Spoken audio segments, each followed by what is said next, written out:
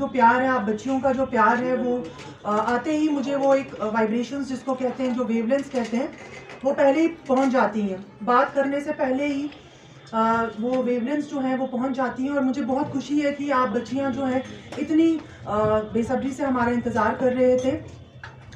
मैं भी यहाँ आना चाहती थी बिकॉज़ ये एक ऐसा इदारा है, स्कूल एक ऐसा इदारा होता है जहाँ पे हर एक को जो भी कुछ करना चाहता है ज़िंदगी में उसको इस इदारे में आना ही पड़ता है। और स्पेशली आप लोगों का जो स्कूल है, यहाँ पर 1600 से 1500 से 1600 बच्चियाँ यहाँ हमारी बारामूला की पढ़ती हैं। तो मेरे लिए भी एक बहुत अच्छा मौका है आप सबसे बात करने का। पहले मैं अपनी जो मेरी तकरीब है उसको स्टार्ट करने से पहले मैं एक शेर कहना चाहती हूँ। तो अपनी खूबियाँ ढूंढ, कमियाँ निकालने के लिए लोग हैं ना। अगर रखना है कदम तो आगे रख, पीछे खींचने के लिए लोग हैं ना।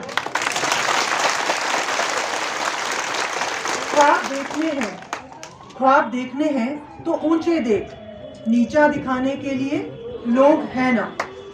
तो अपने अंदर के जुनून को और भड़का, जलने के लिए लोग हैं ना। ये मेरा शेर नहीं है, लेकिन ये मुझे बहुत पसंद आया ये शेर, क्योंकि ये स्पेशली लड़कियों के लिए बहुत ज़्यादा मायने रखता है। हम जो बच्चियां होती हैं, छोटी होती हैं, तो कॉन्फिडेंस की कमी हमें हमेशा मैं समझती हूँ 80% लड़कियों में होती है। हम लोग पढ़ते हैं, स्कूल भी आते हैं, घर में भी आजकल वो माहौल है कि बच्चियों को काफ़ी तरगीब दी जाती है कि वो पढ़ाई करें, कुछ बने। लेकिन फिर भी मुझे लगता है कहीं ना कहीं इनहेरेंटली, क्योंकि एक हिस्टोरिक बर्डन है और बहुत सालों से औरतें जो हैं उनको एक ना एक किसी सोशल या किसी और रीज़न की वजह से पीछे रहीं। बहुत सारे ऐसे फील्ड्स में नहीं आ पाई जहाँ पर लड़के बहुत अच्छा परफॉर्म कर रहे हैं।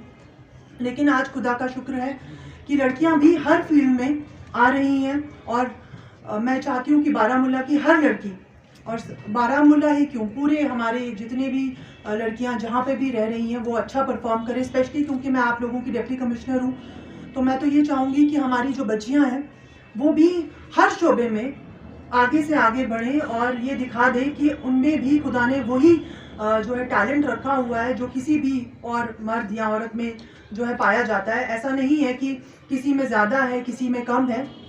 मैं ये समझती हूँ कि खुदा ने जब इंसान बनाया तो उसने वो जो एबिलिटीज़ थी, वो जो टैलेंट था, हर एक में दिया, चाहे वो लड़की हो या लड़का हो।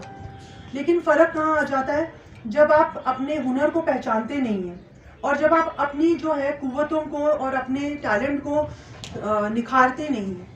इसके लिए दो चीज़ें इंपॉर्टेंट हैं। पहली चीज़ तो ये कि आप में खुद में ये कॉन्फिडेंस होना चाहिए कि आप कुछ कर सकते हैं।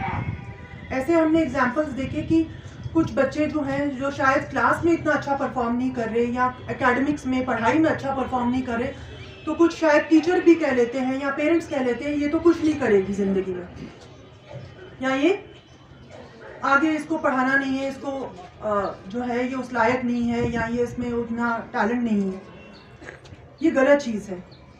और मैं आप सबसे ये कहना चाहती हूँ, आप सब यूनिक हैं, हर एक फ़र्द यूनिक है। हर एक को खुदा ने अगर बनाया है, इतनी गैलेक्सीज में, इतने सोलर सिस्टम्स में, हमारी अर्थ पे ही अगर ज़िंदगी है और उसमें हम अशरफुल मखलूक़ात हैं, हम जो इंसान हैं वो are subjugated to so much of violence. There is increasing violence even in our society. The violence is increasing.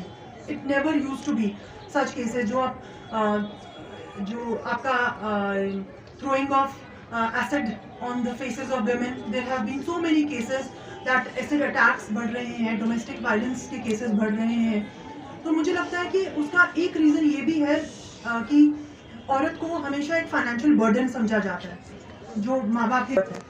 और मुझे लगता है आज मैं यहाँ आपके सामने खड़ी होकर ये इसलिए बोल पा रही हूँ because I am an example of financially independent women who is doing something for the society.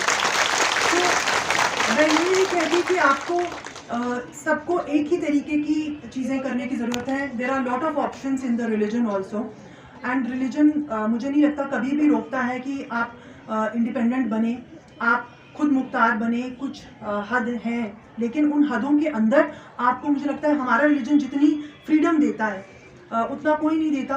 1400 years ago औरतों को जो है वो जिंदा गाड़ दिया जाता था, ज़मीन में पैदा होते ही जिंदा गाड़ दिया जाता था। आज भी बहुत सारी जगहों पे फीमेल फिटिसाइड और इन्फेंटिसाइड होता है, इट्स अ रियलिटी।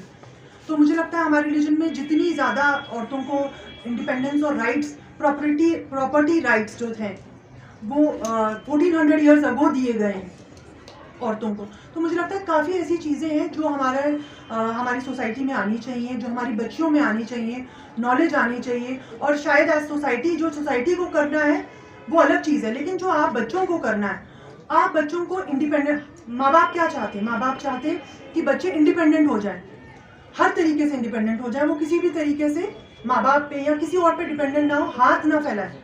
तो आई थिंक एजुकेशन एक ऐसा जरिया है जिससे हम अपनी बच्चियों को जो है वो इंडिपेंडेंट करते हैं, उनको बहुत सारे साइकिल्स जो हैं, जो नेगेटिव एक विशियस साइकिल्स बन जाते हैं, उनसे बाहर निकालते हैं। और मुझे लगता है कि इसमें कोई भी फितने में नहीं पड़ना चाहिए। ये फितना है कि मैं औरत हूँ, मैं ये नहीं कर सकती, मैं वो नहीं कर सकती। अगर आपकी नीयत साफ है तो आप कुछ भी कर सकते हैं, मगर आपकी नीयत और आपकी इंटेंशन ये होनी चाहिए कि मुझे सिर्फ अपने लिए नहीं, मुझे लोगों के लिए और बहनों के लिए और बच्चियों के लिए और माँओं के लिए कुछ करना है। मेरी इंटेंशन हमेशा से ये रही। मुझे कभी भी किसी भी मौके पे I was into police service, मैंने पुलिस सर्विस का 1 साल किया, मैंने उसकी ट्रेनिंग की। मुझे किसी भी मौके पे ये नहीं लगा कि मैं किसी आदमी से कम हूँ, और ऐसी कभी भी सोच भी मेरे दिमाग में नहीं आई कि मैं कुछ ऐसा नहीं कर सकती जो वो कर सकते हैं। तो इसलिए मैं बच्चों से भी ये कहती हूँ, अपने आप को फितनों में मत डालिए। और वो फितने कहाँ से आएंगे? जब आप वैसी सोच पालेंगे, नेगेटिव बातें करेंगे, नेगेटिव सोशल ग्रुप्स में रहेंगे। जो ग्रुप आपको लगता है कि नेगेटिव, जैसा आप स्किट में भी बता रहे थे ना कि एक नेगेटिव ग्रुप होता है, उसमें आप कितनी भी कोशिश करो वो सुधरेंगे नहीं, ठीक है, वो सुधरते नहीं है। उनसे दूर रहो, उन लोगों से दूर रहो जिनसे आपको नेगेटिव वाइब्स आती हैं, जो नेगेटिव बातें करते हैं, जो ये समझाते हैं कि आप ये कर सकते हो, वो नहीं कर सकते हो, या आपको किसी गलत चीज़ में रागिब करने की कोशिश करते हैं। That onus is on you and you can create your future by your thinking. और इस फील्ड में काम करने की ज़रूरत है। मैं एडमिनिस्ट्रेशन में ऐसा सिस्टम ज़रूर क्रिएट करना चाहती हूँ जहाँ पे हमें इंफॉर्मेशन मिले कि अगर कोई गलत कर रहा है तो अमर बिल मारूफ नहीं अनिल मुनकर एक बहुत इंपॉर्टेंट चीज़ है कि अगर आप कुछ अच्छे की हुक्म दीजिए और जो गलत हो रहा है उसके खिलाफ बोलिए। जब आप चुप रहेंगे तो आप खुद भी उस दलदल में मुलविस हो जाएंगे। तो इसमें हमें काम करने की ज़रूरत है।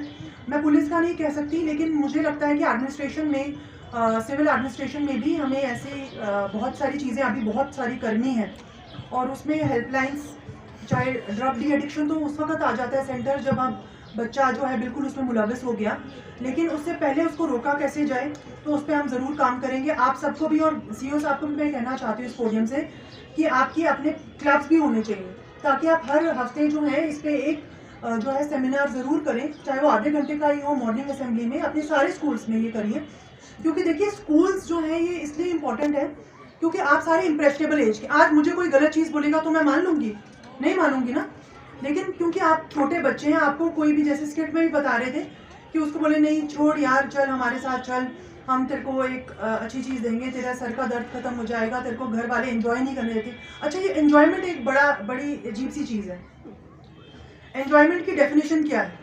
आप एंजॉयमेंट इस चीज़ को कहते हैं कि अपने होश को देना, वो एंजॉयमेंट है, ठीक है। तो वो हमें पैरामीटर्स सही करने होंगे, हमें अपने बच्चों को समझाना होगा कि एंजॉयमेंट जो है वो ये नहीं है कि आप दुनिया से बिल्कुल नाताल्लुक हो जाएं और अपने एक नई दुनिया बसा लें, अपनी दिमागी दुनिया बसा लें। वो एक मेंटल डिसऑर्डर है, जो दुनिया की हकायक से दूर हो जाता है, वो एक मेंटल डिसऑर्डर की तरफ जा रहा है।